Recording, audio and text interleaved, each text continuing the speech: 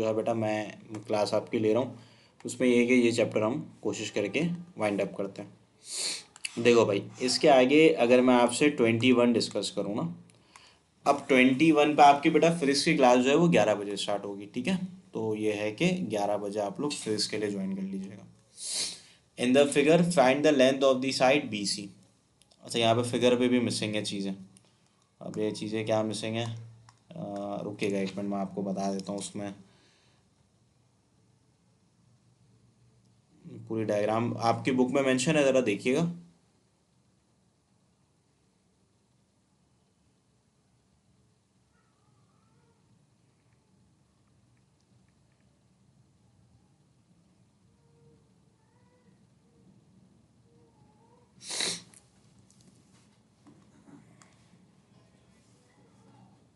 तो ये भी एरर है, इसको फिर जो करेक्शन होगी मैं आपको लिख के सेंड कर दूंगा। इसमें कुछ नहीं है, यहाँ पे एंगल मुझे याद है पिछले साल एंगल गिवन था, इधर एंगल गिवन था, एक लॉ ऑफ कोसाइन यूज़ करना था इसके अंदर, तो वो मैं आपको बता दूंगा, ठीक है।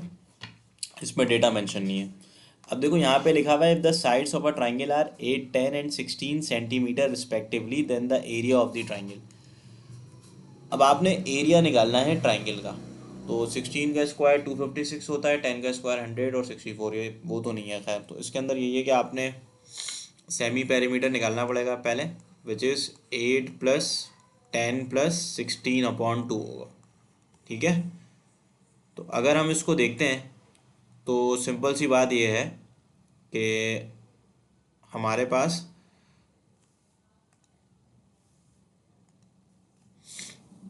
हाँ, लेकिन ये डायमेंशंस भी गिवन नहीं है ना बेटा, तो ये मसला है। 16 प्लस 10 जो है वो 26 है, 26 प्लस 8 जो है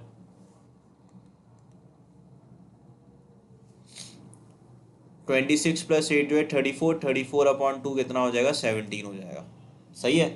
तो area of triangle you can calculated by using the formula S minus A, S minus B और एस माइनस सी। तो देखो यहाँ तो 17 लिख दोगे, मैं कर दूंगा करेक्शन, ठीक है। इसके अंदर जो भी डेटा के अंदर चेंजेस आएंगी वो मैं आपको मेंशन करके दे दूंगा।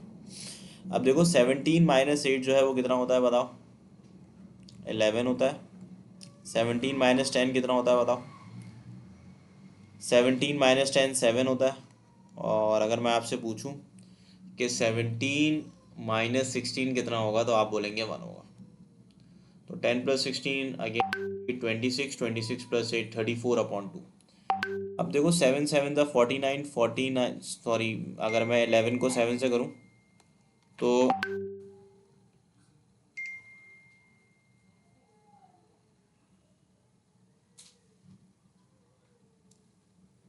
17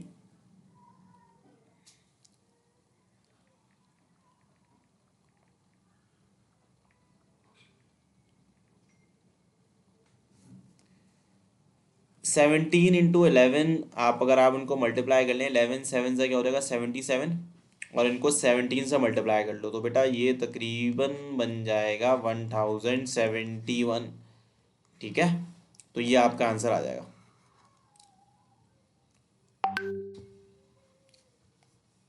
ठीक है, अब एक मिनट रुकना बेटा। दानियल भाई, यहाँ तो मतलब कोई जरूरत ही नहीं पड़ेगी ना मेरे ख्याल से। सिर्फ में तो सिर्फ लेक्चर रिकॉर्ड करना, बच्चों को रहने दे।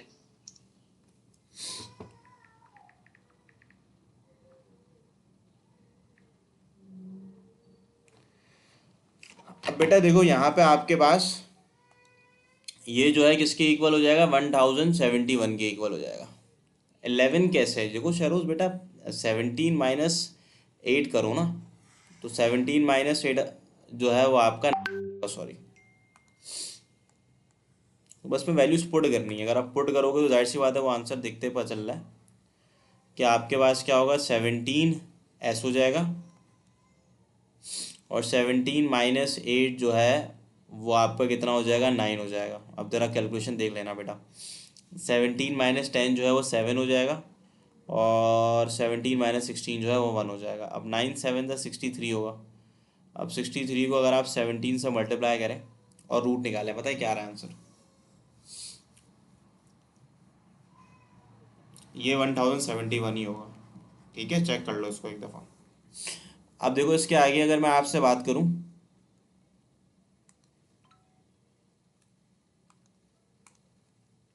अब देखो 23 के बारे में अगर मैं आपसे बात करूं, R1 R2 R3 आपसे पूछे जा रहे हैं किसके इक्वल है, तो मैं यहाँ लिख देता हूँ R1 R2 R3। अब देखो R1 की जगह क्या लिखोगे, R1 की जगह लिखोगे area of triangle over S minus a. ये आपके बुक का सवाल है, area of triangle over S minus b बेटा। और ये किसके बराबर है, area of the triangle over S minus सी। तो ये हो जाएगा एरिया ऑफ द ट्राइंगल का क्यूब। अच्छा, मल्टीप्लाई डिवाइड बाय आपको एस करना पड़ेगा। तो जब आप मल्टीप्लाई डिवाइड बाय एस करेंगे तो एस माइनस ए, S minus b, s minus c हो जाएगा। तो ये आ जाएगा एरिया ऑफ ट्राइंगल का cube over s divided by area of the triangle का स्क्वायर। ये इससे कैंसिल हो जाएगा। कैंसिल होने के बाद आपने क्या करना होगा, यहाँ बच जाएगा area of triangle over semi perimeter.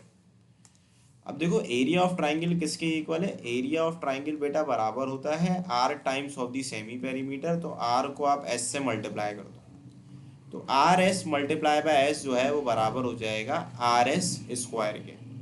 There for 23 को आप सी पे मार्क कर देंगे।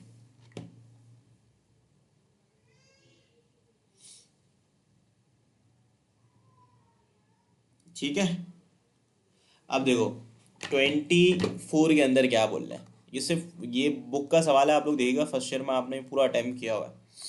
सिर्फ फॉर्मूला बेस्ड क्वेश्चन है, वैल्यूज पुट करनी है, आंसर आपको मिल जाएंगे। वैसे मैं आपको बता चलूँ ये एमसीक्यूज़ के तौर पे आते हैं। तो एमसीक्यूज़ के तौर पे आते हैं तो भाई ये आइडेंटिटीज आपको याद होनी चाहिए, जो कि एक्सरसाइज 11.4 के पीछे प्रूव्स लिखे हुए हैं ना, वो आपको ज़बानी याद होने चाहिए।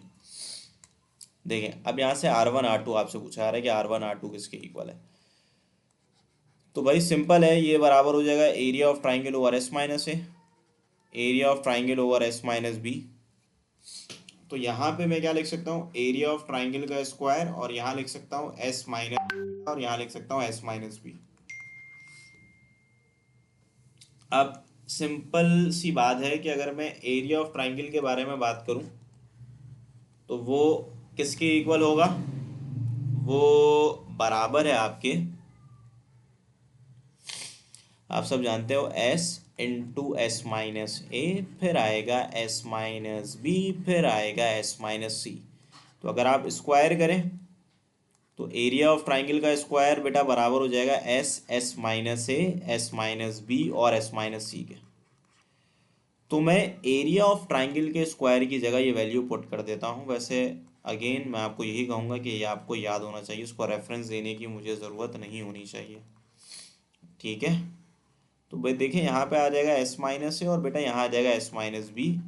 ये कैंसिल हो जाएंगे, इससे कैंसिल हो जाएगा।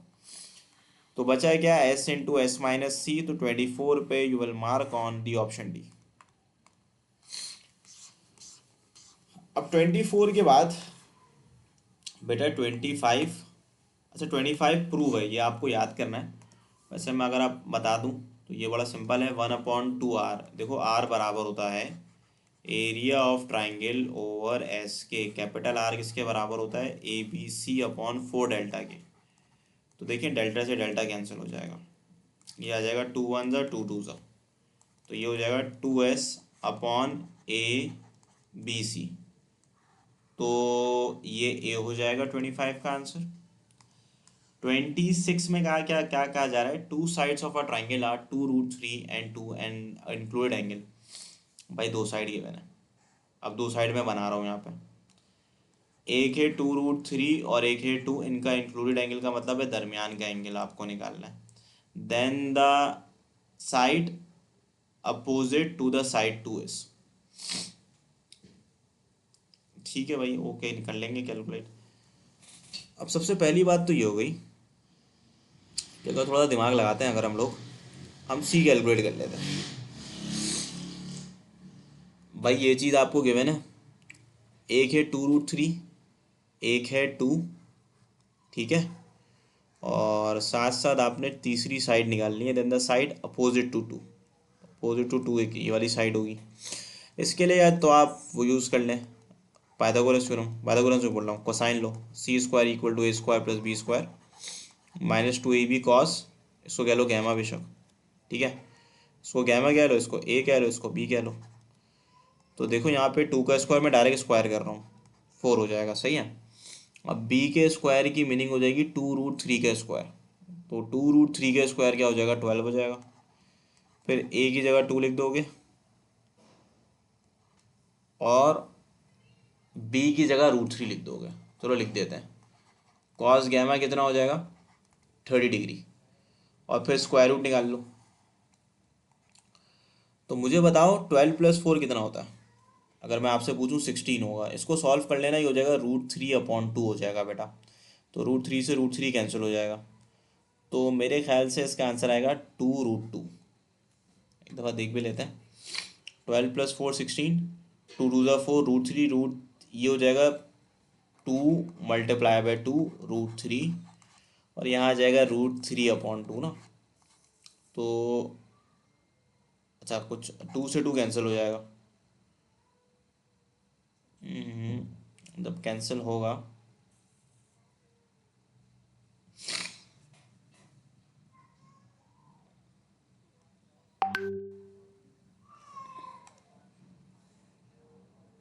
ठीक है, समझ आ गया। तो यहाँ पे मैं 2 लिख देता हूँ, 2√3 ना। तो जब 2√3 होगा तो cos 30 विल बिकम √3/2।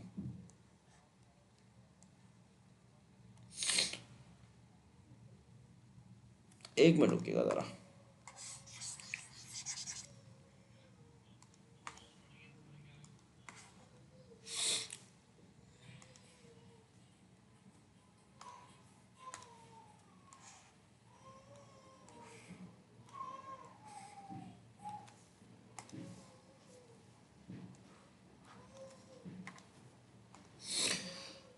भाई इसको हम कह लेते हैं पहले वाली साइड को, दैट इज योर ए को बेटा कह लो 2√3, बी को क्या कहोगे बताओ, 2 कहोगे ना। एंगल आपको गिवन है, एंगल कितना है बताओ, इंक्लूडेड एंगल है 30 ना।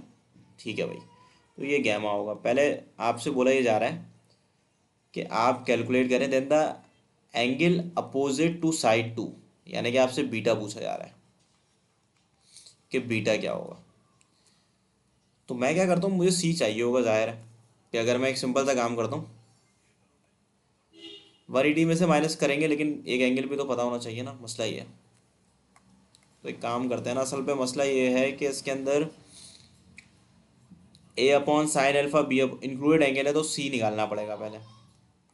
तो सी का स्क्वायर क्या हो जाएगा, ये हो जाएगा, ये वाला फॉर्मूला यूज़ कर लो।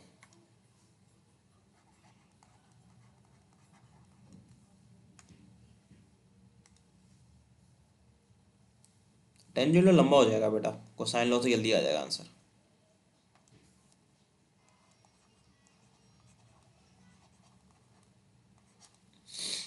अब देखो ए का स्क्वायर जो है वो 2√3 का स्क्वायर हो जाएगा, दैट विल बी योर 12, और 2 का स्क्वायर विल बिकम 4।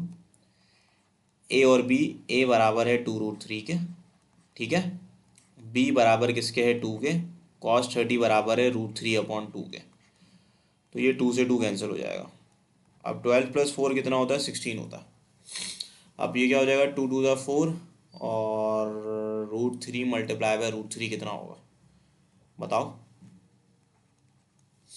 तो अगर मैं यहाँ से आपसे डिस्कस करता हूँ तो ये हो जाएगा 2 ये हो जाएगा 12, स्क्वायर विल बिकम 4, सी आ जाएगा 2। ठीक है, आपसे बीटा पूछा जा रहा था।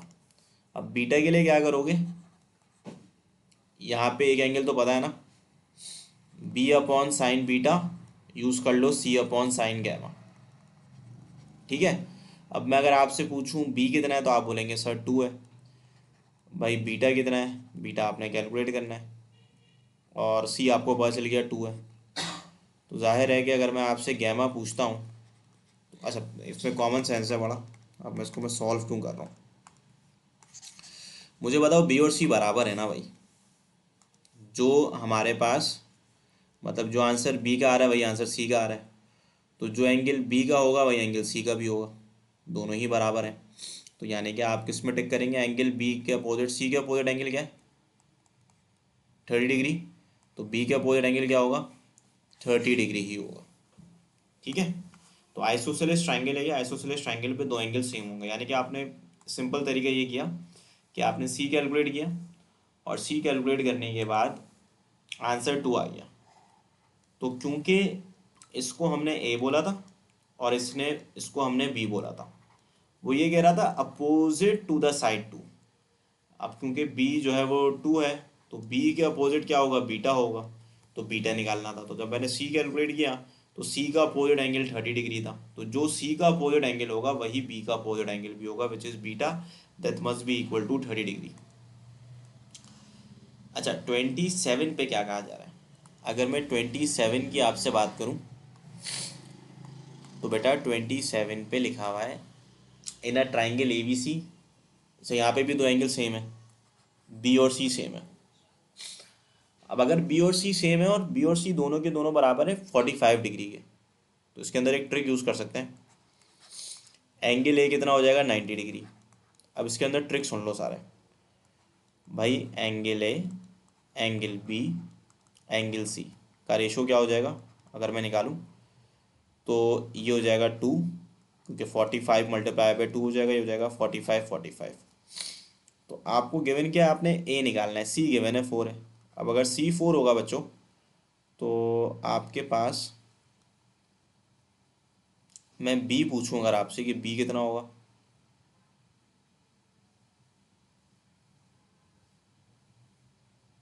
अच्छा इसमें शायद रेशोस में कुछ या एक काम कर लो ना, सी गिवन है 4, इसको ड्राइव कर लेते हैं।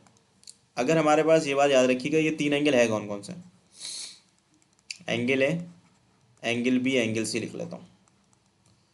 तो एंगल ए तो 90 डिग्री है, तो 90 डिग्री में लिख लेता हूँ, और यहाँ पे आ जाएगा 45 डिग्री, और यहाँ पे आ जाएगा 45 डिग्री। ठीक है,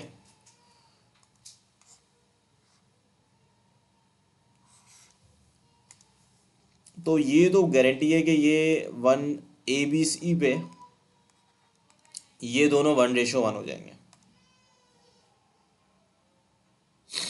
हाँ, साइन के फॉर्मूले से भी निकल जाएगा, लेकिन मुझे इसकी ट्रिक याद करना है, तो इसकी बड़ी सिंपल सी ट्रिक होती थी।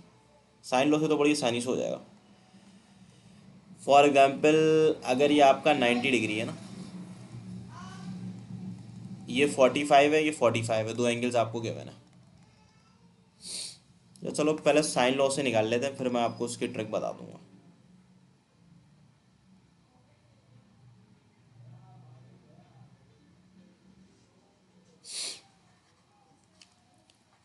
ए upon sine a equal to c upon sine c. तो यहाँ पे अगर तुम लोग देखो ए किसके इक्वल है, ए बराबर है, अगर मैं ए की बात करूँ, ए बराबर हो जाएगा सी साइन एंगल सी साइन है, ये हो जाएगा। अब सी किसके बराबर है देख लो भाई, 4 के इक्वल है, एंगल है 90 डिग्री है, और एंगल सी जो है वो बराबर है आपके 45 डिग्री के। तो ए किसके बराबर हो जाएगा,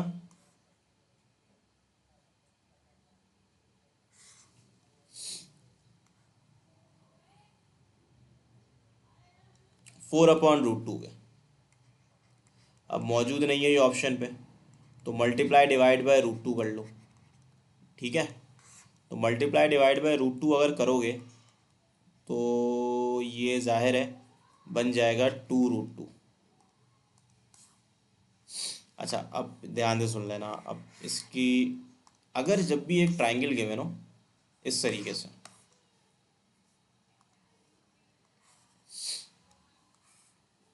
मतलब इसमें एंगल सी हो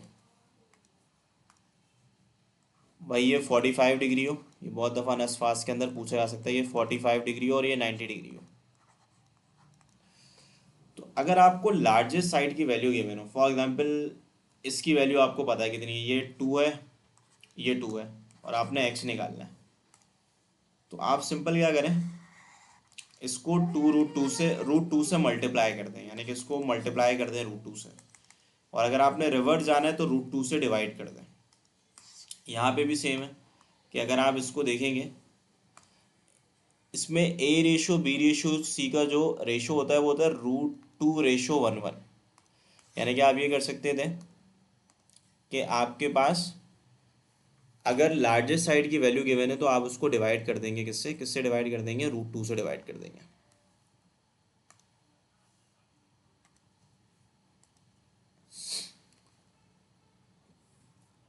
अच्छा बच्चों, ये कि फिर आज की क्लास यहीं तक रखते हैं। इसके फर्दर जो एमसीक्यूज है ना, मैं इसको रिकॉर्ड कर रहा हूँ, तो ये है कि वो आपको पोर्टल पे मिल जाएंगे, आप बेशक फिर इसी क्लास को ज्वाइन कर लें।